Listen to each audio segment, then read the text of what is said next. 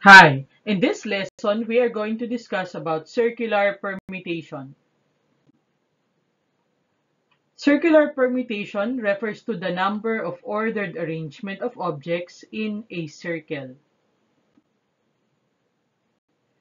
The number of ways to arrange n distinct objects along a fixed, that means cannot be turned over or picked up, is p sub n equal to n minus 1 factorial.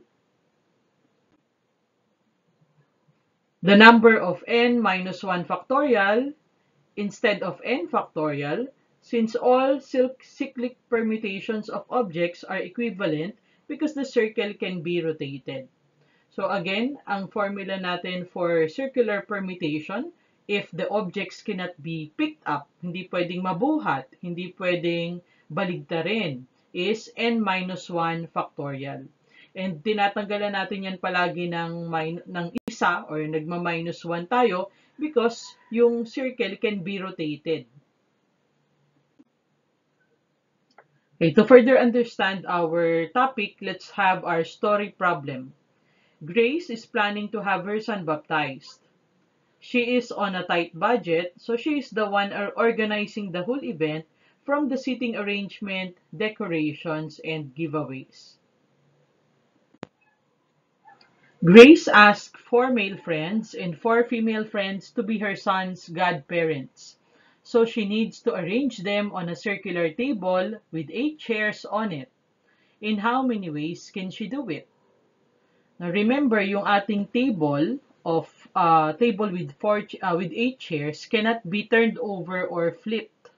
Okay, hindi siya pwedeng baligtarin, buhatin, okay? So the formula that we're going to use is n minus 1 factorial. So since 8 lahat ng bisita or 8 lahat ng godparents na i-arrange sa table with 8 chairs, so ang gagamitin nating formula is n minus 1 factorial. So 8 minus 1, that's going to be 7, and then factorial is 5,040 ways. So Grace can arrange the godparents in 5,040 ways. Okay, let's go to problem number 2. The 4 grandparents and 2 aunts will sit together in a round table. How many arrangements can be done?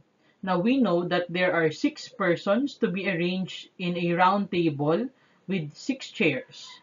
So in how many ways can it be done? So since again, ang table natin cannot be picked up, hindi pwedeng buhatin or baligtarin, okay, we will use the formula p sub n is equal to n minus 1 factorial. So n ay 6 because there are 6 persons that we need to arrange. So 6 minus 1 is equal to 5 factorial or 120 ways of arranging the 4 grandparents and the 2 aunts. In how many ways can Grace arrange 8 people in a round table if 2 guests wants to sit together? Now, kung natatandaan nyo, meron na tayong mga ganitong example. And remember that if the 2 guests wants to sit together, you must count them as 1. So, kung titingnan natin tong ating slide or yung ating picture, meron tayong dalawang chair na binilugan as together. So we will count this as 1, then 2, 3, 4, 5, 6, 7. So parang 7 lang yung i-arrange natin. So 7 minus 1 factorial. And then lalagyan natin ng 2 factorial dito kasi gamit tong dalawang person na gustong magkatabi kasi silang dalawa pwede ring magpalitan ng pwesto. 7 minus 1 is 6 factorial times 2 factorial. So that is 720 times 2 or equal to 1,440 ways. Grace will put 7 pictures of her son on the wall. She wants to arrange it on a circular manner. In how many ways can it be done? So these are all the pictures of Grace's son. So ito yung ilalagay niya sa wall para design. In how many ways can she do it?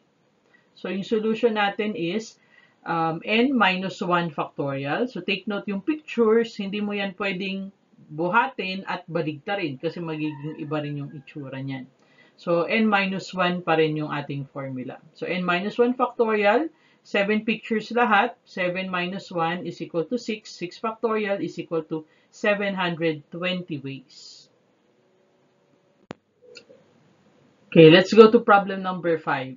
Grace will create bracelets without clasp with 7 different colored beads as a giveaway. In how many ways can it be done? So in this example, Grace will create a bracelet without clasp. Now, what do we mean by clasp? Ito yung mga bracelets na walang lock. Okay, so hindi mo siya pwedeng buksan at saka pwedeng maging straight line. So ang formula na gagamitin natin dito is different. Okay, so we have P sub n is equal to n minus 1 factorial divided by 2. Okay, n minus 1 kasi kapareho siya nung circles na yung basic formula ng circular permutation. But then may divided by 2 kasi ito yung mga objects na pwede mong buhatin tapos pwedeng baligtarin. So yung arrangement niya kasi ay nababawasan.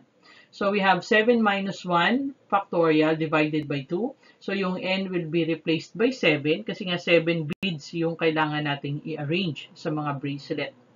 So magiging 6 factorial divided by 2. So 6 factorial divided by 2 will be equal to 360 ways. So 720 yan divided by 2 kaya naging 360.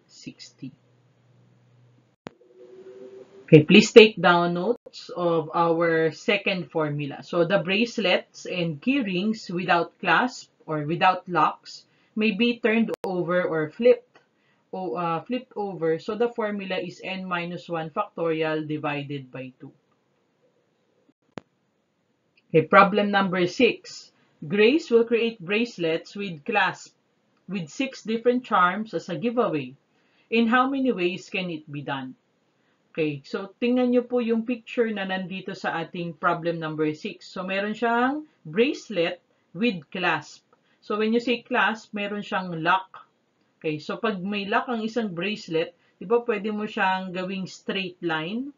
Okay, so dito, in these situations or in this kind of problems, magbabago yung ating formula.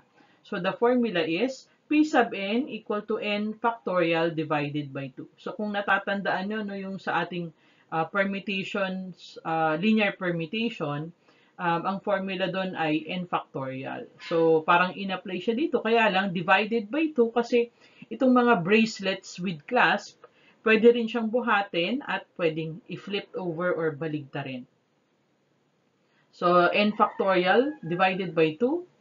6 factorial ang papalit natin sa n. So, 6 factorial divided by 2 is equal to 720 divided by 2 or 360 ways. So, Grace can create bracelets in 360 ways. So, pwedeng magkaroon ng 360 designs.